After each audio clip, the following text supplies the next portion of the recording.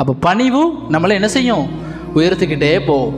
எந்த நேரத்திலும் பெருமை நம்மளை உயர்த்தாது. ஸல்லல்லாஹு அலைஹி வஸல்லம் சொன்னாங்க, கடுகளவு ஒருத்தட்ட பெருமை இருந்தாலும், அணு அளவு பெருமை இருந்தாலும் அவர் சொர்க்கத்துக்கு போக முடியாதுன்னாங்க. நான் தான் எல்லாம், நான் வைக்கிறதான் சட்டம், நான் தான் எல்லாமே, என்ன மீறி எதுவும் இல்லை அப்படின்னு தன்னைத்தானே யார் பெருமைப்படுத்திக்கிறாங்க ஒரு சொர்க்கத்துக்கு போக முடியாது, அவர் உயரவும் முடியாது. பெருமைன்னா என்ன? தன்னை விட மற்றவங்களை தாழ்வா பார்க்கறது. இவன் தானே, இவ தானே அப்படின்னு பார்ப்பாங்கல்ல, இலக்காரமா பார்க்கறாங்க பார்த்தீங்களா? அதுதான் பெருமை. அந்த பெருமை வந்தா நம்ம உயர்ந்து வாழவே முடியாது, நம்ம வாழ்க்கையில முன்னேற்றமே ஏற்படாது. அதாவது ஒரு மனிதன் தவறு செய்யறான், அந்த தவறை தான் வெறுக்கணும். ஒருத்தர் ஒரு பாவம் செய்யறாருன்னா அந்த பாவத்தை வெறுக்கணும். ஆனால் பாவம் செய்த அந்த மனிதரை வெறுக்கக்கூடாது. ஸல்லல்லாஹு அலைஹி வஸல்லம் வாழ்க்கையை நீங்க எடுத்து பார்த்தா செய்த பாவங்களை வெறுத்திருப்பாங்க. ஒருத்தர் வட்டி வாங்குறாரு, அந்த வட்டியை வெறுப்பாங்க. ஆனா வட்டி வாங்கினவரை, வட்டி கொடுத்தவரை அவரை வெறுக்க மாட்டாங்க. ஒருத்தர் விபச்சாரம் செய்யறாரு, அந்த விபச்சாரம் என்ற பாவத்தை வெறுப்பாங்களே தவிர விபச்சாரம் செஞ்சவரை வெறுக்க மாட்டாங்க. அப்ப அல்லாஹ்வுடைய தூதர் சொல்றாங்க, ஒருத்தர் ஒரு தவறு செய்தால், ஒரு பாவம் செய்தால், நமக்கு துரோகம் செய்தால் அவரை மன்னிக்க வேண்டும். அப்படி மன்னித்தால் நம்முடைய கண்ணியத்தை அல்லாஹு தஆலா உயர்த்தி கொண்டே இருப்பான் என்று அல்லாஹ்வுடைய தூதர் ஸல்லல்லாஹு அலைஹி வஸல்லம் சொன்னார். வமா தவாலா அஹதுன், ஒருத்தர்ட்ட பணிவு இருக்குது. எப்படிப்பட்ட பணிவு? லில்லாஹி, அல்லாஹுக்காக வேண்டி பணிந்து இருக்கிறாரு. அவர் அல்லாஹு தஆலா இல்லா ரஃபாஹுல்லாஹு, அல்லாஹ் அவரை உயர்த்தி கொண்டே இருப்பான் என்று அல்லாஹ்வுடைய தூதர் சொன்னார். அப்போ பணிவு என்பது அல்லாஹுக்காக வேண்டி இருக்கணும். ஒருத்தர்ட்ட காசு இருக்குது, பெரிய பணக்காரர் இருக்காரு, அவருக்கு பணிஞ்சு போகக்கூடாது. ஒருத்தர் பெரிய பதவியில இருக்காரு, அந்தஸ்துல இருக்காரு, அவருக்கு பணிஞ்சு போறது பணிவு இல்லை. நம்முடைய தேவை நிறைவேறணும், நம்முடைய தேவை பூர்த்தி ஆகணும் அப்படின்றதுக்காக வேண்டி வளைஞ்சு நெளிஞ்சு சுழிஞ்சு பணிஞ்சு போறது பேர் பணிவு இல்லை. அல்லாஹுக்காக வேண்டி பணிஞ்சு போகணும். அல்லாஹுக்காக வேண்டி ஆசிரியர்களிடம் பணிஞ்சு போகணும், பெற்ற தாய் தந்தையினிடம் பணிஞ்சு போகணும், வயதானவர்களிடம் பணிஞ்சு போகணும். இப்படிப்பட்ட பணிவு நம்ம இடத்துல இருந்தா அல்லாஹு தஆலா நம்மை உயர்த்தி விடுவான் என்று அல்லாஹ்வுடைய தூதர் ஸல்லல்லாஹு அலைஹி வஸல்லம் அவர்கள் நமக்கு அழகான ஒரு வழிமுறையை சொல்லி கொடுத்தாங்க. ஆனா அது வர்றது ரொம்ப கஷ்டம். அந்த பணிவு நம்மகிட்ட ரொம்ப சுலபமா வந்துடாது. செய்தான் வழி கெடுத்துக்கிட்டே இருப்பான். என்னடா உன்னை இவ்வளவு திட்டுறான், இவ்வளவு பேசுறான், இவ்வளவு அசிங்கப்படுத்துறான், இன்னும் நீ அப்படி இருக்க போறியா? பணிவு பொறுமை இப்படி இருக்க போறியா? ஏதாவது உணர்ச்சிகளை, தேவையில்லாத உணர்ச்சிகளை செய்தான் தூண்டிக்கிட்டே இருப்பான். அதை தாண்டி பணிவும் பொறுமை நம்மிடத்தில் இருந்தால் அல்லாஹு தஆலா இல்லா ரஃபாஹுல்லாஹு, அல்லாஹ் நம்மளை உயர்த்தி கொண்டே இருப்பான் என்று ஸல்லல்லாஹு அலைஹி வஸல்லம் சொன்னாங்க. فقد قال الله تعالى في القرآن العظيم في الفرقان المجيد بعد أعوذ بالله من الشيطان الرجيم بفضل بسم الله الرحمن الرحيم. புகழனைத்தும் அல்லாஹ் ஒருவனுக்கே உரித்தானதாக. மேலும் சாந்தியும் சமாதானமும் ஈருலக தலைவர் ஸல்லல்லாஹு அலைஹி வஸல்லம் அன்னவர்கள் மீதும், அன்னவர்களின் வாழ்க்கையை வழித்தவறாமல் பின்பற்றிய சத்திய சஹாபாக்கள் நம் அனைவர்கள் மீதும் என்றென்றும் குன்றாமல் நின்றலவட்டுமாக. ஆமீன். அல்ஹம்துலில்லாஹ். பேரன்புக்குரிய அல்லாஹ்வினுடைய நல்லடியார்களே, தாய்மார்களே, மாணவ மாணவிகளே, அல்லாஹு தஆலா இந்த உலகத்தில் உள்ள எல்லா உயிரினங்களுக்கும் ரிஸ்க் அளிப்பவன் அல்லாஹ் ஒருவன் தான். நமக்கு எவ்வளோ தரணுன்றது அவனுக்கு தெரியும். ஒருத்தர் அல்லாஹு தஆலா நல்ல நிலைமையில வாழ வைப்பான், இன்னொருத்தர் அல்லாஹ் அடிமட்டத்தில் வாழ வைப்பான். ஒருத்தருக்கு காசு, பணம், செல்வம், வீடு, வாசல் எல்லாம் கொடுத்துருப்பான்.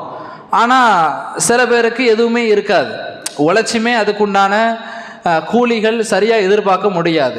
அது அல்லாஹ் அவரவருக்கு நிர்ணயித்த ஒன்று.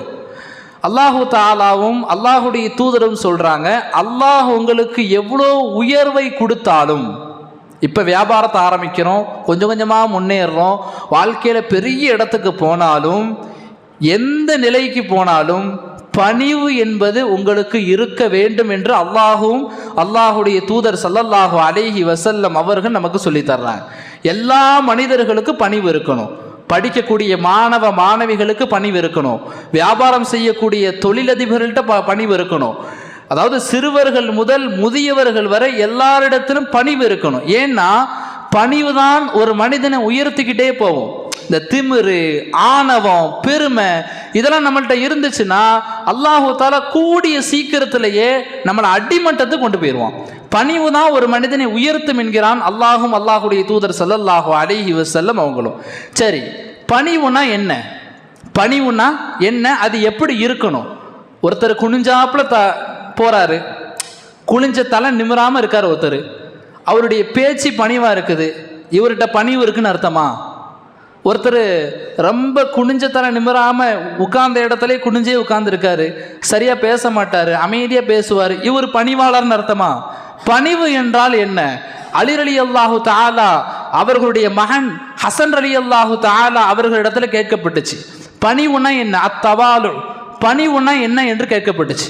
அப்போ ஹசன் ரலியல்லாஹு தஆலா சொன்னாங்க, நீங்க வீட்டை விட்டு வெளியே போறீங்க, வீட்டை விட்டு வெளியே போகும்போது நிறைய மனிதர்களை பார்ப்பீங்க, நிறைய மனிதர்கள், சிறுவர்கள் முதல் முதியவர்கள் வரை நிறைய பேரை நீங்க பார்ப்பீங்க.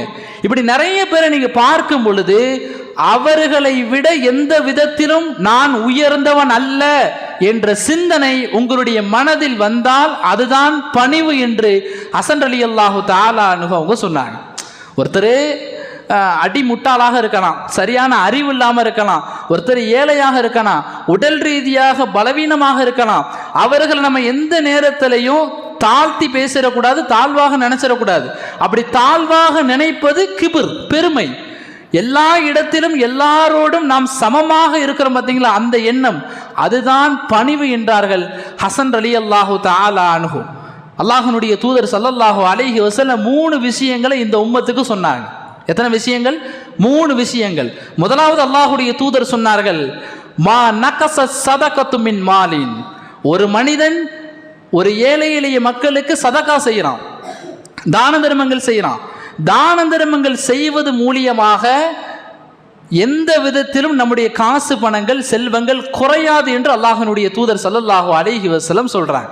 உதாரணத்துக்கு பாக்கெட்ல 200 ரூபா இருக்கு, பர்ஸ்ல 200 ரூபா இருக்கு, நம்ம 100 ரூபா எடுத்து சதகா செஞ்சிட்டோம், நமக்கு தெரியும் 200 ரூபா இருந்தது 100 ரூபாக குறைஞ்சிட்டு, 100 ரூபா வெளியே போயிட்டு இப்போ 100 ரூபா மீதி தான் இருக்குது. அப்போ 100 ரூபா குறைஞ்சிட்டு நமக்கு தெரியும், ஆனால் நமக்கு குறைஞ்ச மாதிரி தான் இருக்கும். சதக்கா கொடுக்கும் பொழுது காசு குறைஞ்ச மாதிரி இருக்கும், பணம் குறைஞ்ச மாதிரி இருக்கும். ஆனால் ஏதாவது ஒரு விதத்தில் அல்லாஹு தாலா கொடுத்த அந்த சதக்காக்கு பதிலாக அல்லாஹு தாலா திருப்பி கொடுத்துருவான். ஒன்று ஏதாவது ஒரு விதத்திலிருந்து திரும்பி வந்துடும். அப்படி இல்லைன்னா நமக்கு வரக்கூடிய செலவினங்களை அல்லாஹு தாலா குறைச்சிருவான்.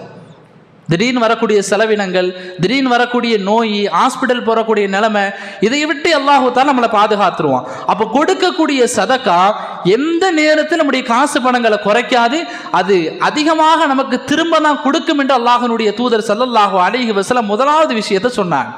இரண்டாவது அல்லாஹ்வுடைய தூதர் ஸல்லல்லாஹு அலைஹி வஸல்லம் சொன்னார்கள், வமா ஸாதல்லாஹு அபுதன் பிஅஃபின் இல்லா இஸ்ஸா. அதாவது ஒரு மனிதன் தவறு செய்யறான், ஒரு மனிதன் தவறு செய்யறான், அந்த தவறை தான் வெறுக்கணும். ஒருத்தர் ஒரு பாவம் செய்யறாருன்னா அந்த பாவத்தை வெறுக்கணும், ஆனால் பாவம் செய்த அந்த மனிதரை வெறுக்கக்கூடாது. ஸல்லல்லாஹு அலைஹி வஸல்லம் வாழ்க்கையை நீங்க எடுத்து பார்த்தா செய்த பாவங்களை வெறுத்திருப்பாங்க. ஒருத்தர் வட்டி வாங்குறாரு, அந்த வட்டியை வெறுப்பாங்க, ஆனா வட்டி வாங்கினவரை, வட்டி கொடுத்தவரை அவரை வெறுக்க மாட்டாங்க.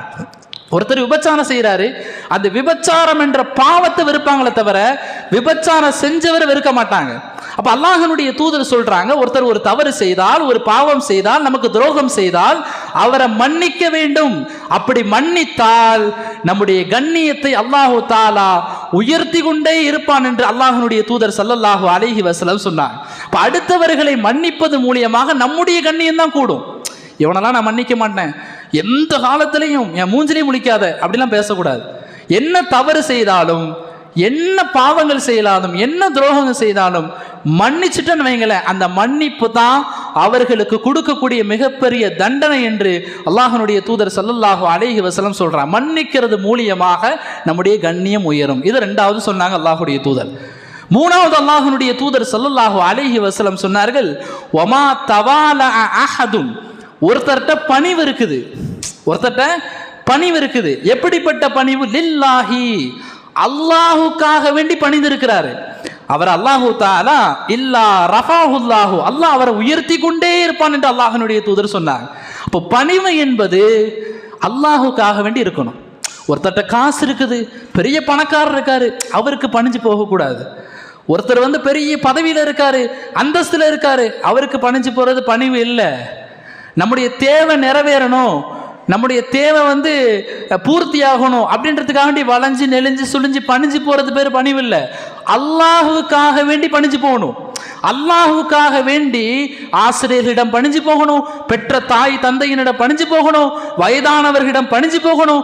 இப்படிப்பட்ட பணிவு நம்ம இடத்துல இருந்தா அல்லாஹு தஆலா நம்மை உயர்த்தி விடுவான் என்று அல்லாஹ்வினுடைய தூதர் ஸல்லல்லாஹு அலைஹி வஸல்லம் அவர்கள் நமக்கு அழகான ஒரு வழிமுறையை சொல்லி கொடுத்தாங்க. ஆனால் அது வர்றது ரொம்ப கஷ்டம். அந்த பணிவு நம்மள்கிட்ட ரொம்ப சுலபமாக வந்துடாது. செய்தான் வழி கெடுத்துக்கிட்டே இருப்பான். என்னடா உன்னை இவ்வளோ திட்டுறான், இவ்வளோ பேசுகிறான், இவ்வளோ அசிங்கப்படுத்துகிறான், இன்னும் நீ அப்படி இருக்க போறியா, பணிவு பொறுமை இப்படி இருக்க போறியா, ஏதாவது உணர்ச்சிகளை, தேவையில்லாத உணர்ச்சிகளை செய்தான் தூண்டிக்கிட்டே இருப்பான். அதை தாண்டி பணிவும் பொறுமை நம்மிடத்தில் இருந்தால் அல்லாஹு தஆலா இல்லா ரஃபஅல்லாஹு, அல்லாஹ் நம்மளை உயர்த்தி கொண்டே இருப்பான் என்று ஸல்லல்லாஹு அலைஹி வஸல்லம் சொன்னாங்க. அப்போ பணிவு என்பது நம்முடைய வாழ்க்கையை உயர்த்தி கொண்டே இருக்கும் என்று அல்லாஹ்வினுடைய தூதர் ஸல்லல்லாஹு அலைஹி வஸல்லம் சொன்னாங்க. சிலர் நம்மளை கேவலப்படுத்தலாம், அசிங்கப்படுத்தலாம். நம்ம ஒருத்தருக்கு ரொம்ப விசுவாசமாக இருப்போம், ஒருத்தரை நம்ம ரொம்ப நேசிப்போம், அவருக்காக வேண்டி நம்முடைய நேரம், நம்முடைய பொருள், நம்முடைய செல்வம் எல்லாத்தையும் செலவழிப்போம். நம்முடைய பிள்ளைகளுக்காக வேண்டி, நம்முடைய மனைவிக்காக வேண்டி, கணவனுக்காக வேண்டி அவ்வளோ தியாகம் செய்வோம். ஆனால் நம்மளை இழிவாக பேசுவாங்க, ரொம்ப கேவலமாக நடத்துவாங்க, ரொம்ப மட்டம் தட்டி பேசுவாங்க. இந்த இடத்துல நாம் கோபப்படாமல் பணிவும் பொறுமையும் இருந்தால் அல்லாஹு தஆலா அடுத்து நமக்கு கண்ணியமான வாழ்க்கையை வழங்குவான். முஆவியா ரலியல்லாஹு தஆலா அன்ஹு, முஆவியா ரலியல்லாஹு தஆலா அன்ஹு காத்திபுல் வஹீன்னு சொல்லுவாங்க. அதாவது வஹியை எழுதக்கூடியவர்கள். இன்னைக்கு நம்ம குரான் படிக்கிறோமா இல்லையா, இந்த குரான் எழுத்து பதிவுல வந்ததுக்கு காரணமே முஆவியா ரலியல்லாஹு தஆலா அன்ஹு அவங்க தான். அந்த முஆவியா ரலியல்லாஹு அன்ஹு அவங்க சின்ன வயசுலேயே இஸ்லாத்துக்கு வந்துட்டாங்க. முஆவியா ரலியல்லாஹு அன்ஹு சின்ன வயசுல இருக்கும் பொழுது யமன் நாட்டிலிருந்து ஒரு அரசர், அவருடைய பேரு வாயில் இப்னு ஹுஜைர், அவருடைய பேரு வாயில் இப்னு ஹுஜைர் என்ற அரசர் யமன் நாட்டிலிருந்து ஸல்லல்லாஹு அலைஹி வஸல்லம் அவர்களை பார்க்க வரார். எப்படி பார்க்க வராரு? இப்போ அரசர்கள்லாம் எப்படி இருப்பாங்க, நல்ல அவங்களுடைய உடை, அவங்களுடைய குதிரை, அவங்களுடைய வாகனம் இதெல்லாம் கொஞ்சம் வித்தியாசமாக இருக்கும்ல. அது மாதிரி நல்ல படை பட்டாளங்களோடு நல்ல கம்பீரமாக அந்த வாயில் இப்னு ஹுஜைர் என்ற அரசர் அல்லாஹ்வுடைய தூதரை பார்க்க வரார். அல்லாஹ்வுடைய தூதர்கிட்ட வந்தார். வந்து அல்லாஹ்வுடைய தூதர்கிட்ட கேட்டார். அல்லாஹ்வுடைய தூதருக்கு ரொம்ப சந்தோஷம், யமன் நாட்டிலேருந்து ஒரு அரசர் வராரு, வந்து நம்மளை பார்க்க வராருன்னு ரொம்ப சந்தோஷம். அப்போ அந்த வாயில் இப்னு ஹுஜைர் கேட்குறாரு, யா ரசூலல்லாஹ், எனக்கு இஸ்லாத்தை பற்றி சொல்லித்தாங்க, இஸ்லாம்னா என்ன, அதை பற்றி எனக்கு பாடம் நடத்துங்க அப்படின்னு யமன் நாட்டினுடைய அரசர் வந்து கேட்குறாரு. அல்லாஹ்வுடைய தூதருக்கு இன்னும் சந்தோஷம், நம்மளை பார்க்க வந்தார், அதே நேரத்தில் இஸ்லாத்தை பற்றி கேட்குறாருன்னு அல்லாஹ்வுடைய தூதர் ரொம்ப ஆர்வமாக இஸ்லாத்தை பற்றி பாடம் நடத்துகிறாங்க. பாடம் நடத்தி முடித்த உடனே இஸ்லாத்தினுடைய அந்த கோட்பாடுகள், அந்த கொள்கை, இது எல்லாமே வாயில் இப்னு ஹுஜைர் அந்த அரசனுக்கு பிடிச்சி போய் அந்த இடத்திலேயே கலிமா சொல்லி அல்லாஹ்வுடைய தூதர் முன்னாடி இஸ்லாத்தை ஏற்றுக்கிட்டார். இப்போ ரொம்ப தூரத்துலேருந்து இவர் வந்திருக்காரு, யமன் தேசத்துலேருந்து வந்திருக்காரு. இவரை தங்க வைக்கணும், எங்கே தங்க வைக்கலாம்? அல்லாஹ்வுடைய தூதர் ஸல்லல்லாஹு அலைஹி வஸல்லம் யோசிக்கிறாங்க. அப்போ மதீனால ஒரு நல்ல வசதியான வீடை பார்க்கணும்.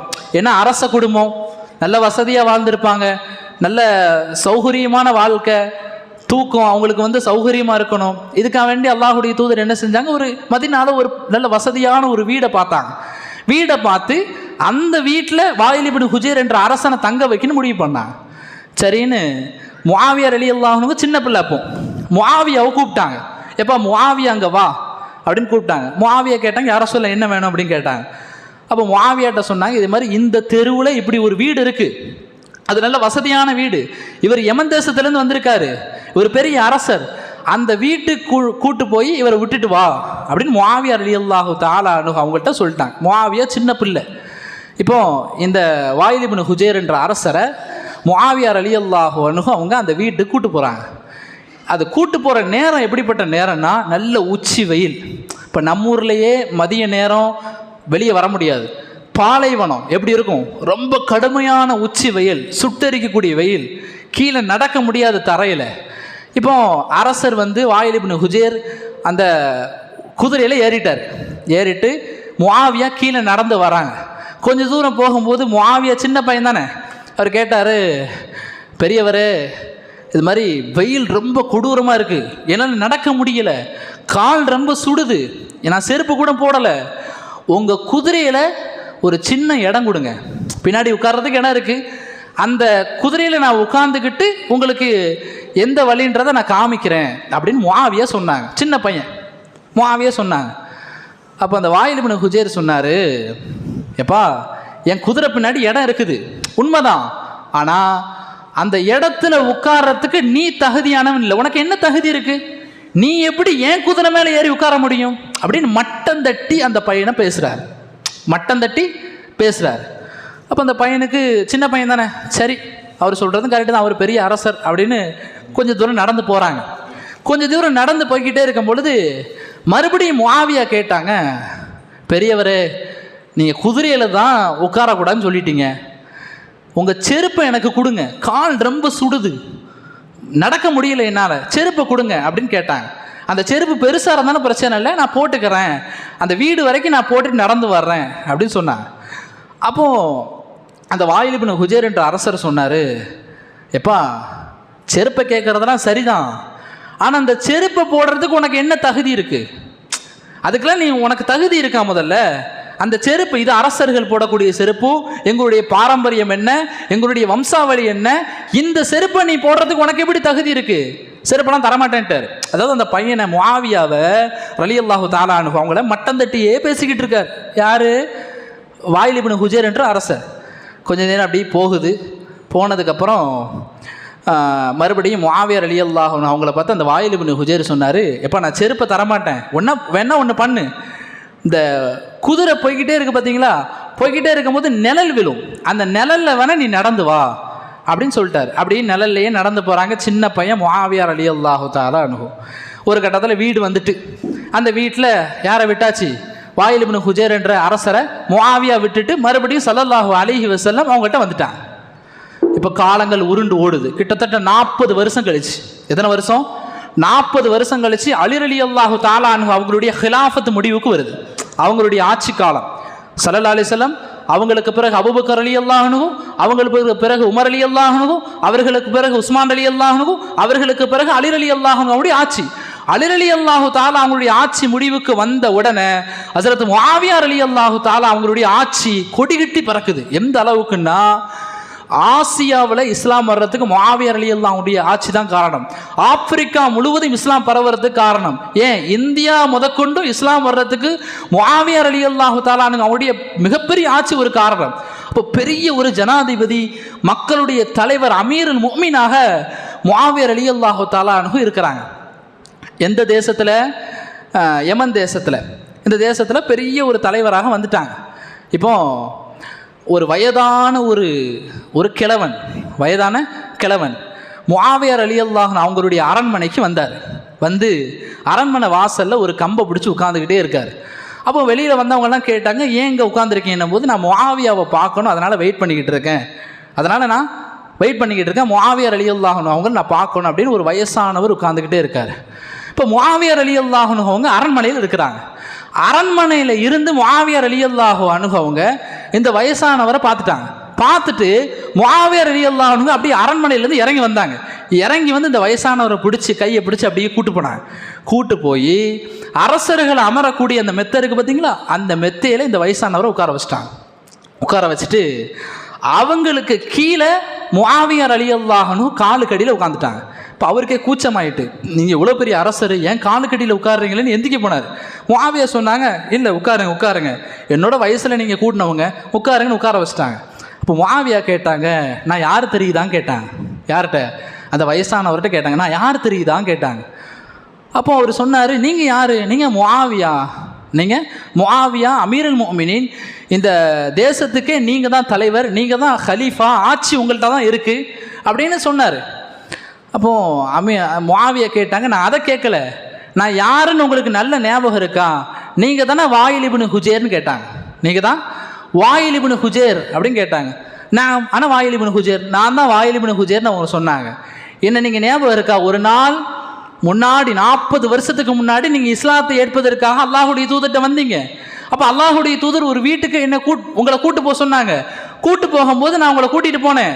நான் உங்கள்கிட்ட செருப்பு கேட்டேன். செருப்பு போடுறதுக்கு தகுதியற்றவன் நீ என்று சொன்னீங்க. உங்கள் ஒட்டகத்தில் உங்கள் குதிரையில் நான் உட்கார்றதுக்கு நான் கேட்டேன், ஏன் குதிரையில் உட்கார்றதுக்கு உனக்கு என்ன தகுதி இருக்குன்னு கேட்டீங்க. அப்படிப்பட்ட முஆவியா இன்றைக்கு அமீருல் முஃமினீன், இந்த தேசத்துக்கு அரசனாக இருக்கிற நான் தான் முஆவியா என்று சொன்ன உடனே அவருக்கு பதறிட்டு டக்குன்னு எந்திச்சிட்டார். டக்குன்னு எந்திரிச்சு நீங்களா அப்படின்னு ரொம்ப பதறாரு. இப்போ முஆவியா சொன்னாங்க, பதறாதீங்க, உட்காருங்க. அல்லாஹு தாலா எங்களை இந்த அளவுக்கு உயர்த்தியது காரணம், அன்னைக்கு உங்கள்கிட்ட பணிவு இல்லை, ஆனால் என்கிட்ட பணிவு இருந்துச்சு. நான் பொறுமையாக இருந்தேன். நான் நினச்சா உங்களை பழி வாங்கி இருக்கலாம்.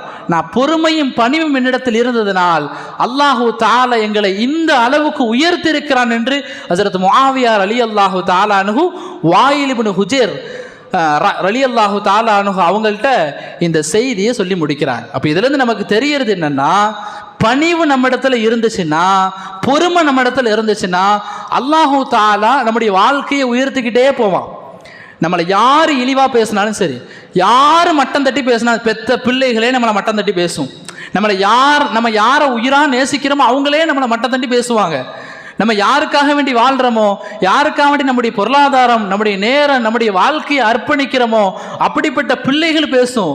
எல்லாரும் நம்மளை மட்டம் தட்டி பேசுகிறாங்க, என்னை இழிவாக பேசுகிறாங்க, கேவலமாக பேசுகிறாங்க, என்னை விமர்சிக்கிறாங்கன்றதுக்காக வேண்டி பணிவு இல்லாமல் பொறுமை இழந்து யாரையும் பேசிடக்கூடாது, கோவப்பற்றக்கூடாது. நம்ம இடத்துல பணிவு இருந்தால், நம்ம இடத்துல பொறுமை இருந்தால், எத்தனை விமர்சனங்களை தாண்டியும் யார் நம்மளை மட்டம் தட்டி இழிவாக பேசினாலும் அந்த பணிவுக்கு அல்லாஹ் கொடுக்கக்கூடிய கூலி இல்லா ரஃபஹுல்லாஹு, அல்லாஹ் நம்மளை என்ன செய்வான், உயர்த்தி விடுவான் என்று இந்த வரலாற்றின் மூலியமாக இமாம் முஆவியா ரலியல்லாஹு தஆலா அன்ஹு நமக்கு கற்றுத்தருகிறார்கள். அப்போ பணிவு நம்மளை என்ன செய்யும், உயர்த்திக்கிட்டே போகும். எந்த நேரத்திலும் பெருமை நம்மளை உயர்த்தாது. ஸல்லல்லாஹு அலைஹி வஸல்லம் சொன்னாங்க, கடுகளவு ஒருத்தட்ட பெருமை இருந்தாலும், அணு அளவு பெருமை இருந்தாலும் அவர் சொர்க்கத்துக்கு போக முடியாதுன்னாங்க. நான் தான் எல்லாம், நான் வைக்கிறதான் சட்டம், நான் தான் எல்லாமே, என்ன மீறி எதுவும் இல்லை அப்படின்னு தன்னைத்தானே யார் பெருமைப்படுத்திக்கிறாங்க ஒரு சொர்க்கத்துக்கு போக முடியாது, அவர் உயரவும் முடியாது. பெருமைன்னா என்ன, தன்னை விட மற்றவங்களை தாழ்வாக பார்க்கறது. இவன் தானே, இவ தானே அப்படின்னு பார்ப்பாங்கல்ல, இலக்காரமாக பார்க்குறாங்க பார்த்தீங்களா, அதுதான் பெருமை. அந்த பெருமை வந்தால் நம்ம உயர்ந்து வாழவே முடியாது, நம்ம வாழ்க்கையில் முன்னேற்றமே ஏற்படாது. என்னைக்கு பணிவு இருக்குதோ, எல்லாரையும் சமமாக பார்க்குறோம், ஏழைகளா, அறிவற்றவர்களா, பலகீனமானவர்களா, அவங்கள சமமாக நம்ம பார்க்கும் பொழுது அல்லாஹு தாலா நம்முடைய வாழ்க்கையை என்ன செய்வான், உயர்ந்த இடத்துக்கு கொண்டு போவான் என்பதில் எந்த ஒரு சந்தேகம் இல்லை. ஆக வரக்கூடிய காலங்களில் பணிவாக வாழ்ந்து பொறுமையாக வாழ்ந்து மரணிப்பதற்கு வல்ல ரஹ்மான் நம் அனைவர்களுக்கும் தௌஃபீக் செய்வானாக. மரணிக்கக்கூடிய தருவாயில் கலிமா லா இலாஹ இல்லல்லாஹ் முஹம்மது ரசூலுல்லாஹ் என்ற திருக்கலிமாவோடு மரணிப்பதற்கு வல்ல ரஹ்மான் நம் அனைவர்களுக்கும் தௌஃபீக் செய்வானாக. வாஹிரு தஅவானா அனில் ஹம்துலில்லாஹி ரப்பில் ஆலமீன். அஸ்ஸலாமு அலைக்கும் வரஹ்மத்துல்லாஹி தஆலா வபரகாத்துஹு.